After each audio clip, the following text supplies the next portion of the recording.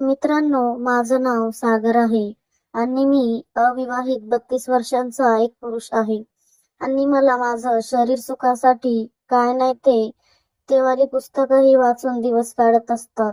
असंच एकदा माझ्या शेजारील बाई आणि मी, तर चला कथेला सुरुवात करूया. तर बीडी चाळीच्या एका कोपऱ्यावरची शेवटची खोली आहे. तिथे वारा खूप थंडगार सुटतो. म्हणूनच आम्हास तीच खोली देऊ केली आणि विशेष म्हणजे भाडेही कमी घेतले त्याचे.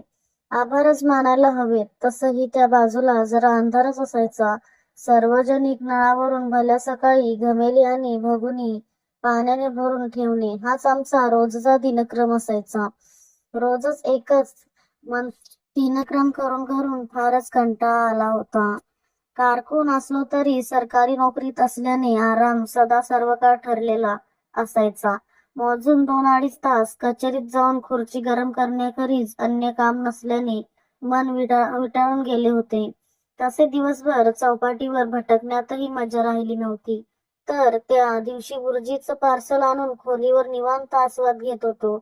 कुणी एक बाई आली आणि डोकावून गेली. हे तर नेहमी होतं. चाळीत जरा म्हणून प्रायव्हसी नाही.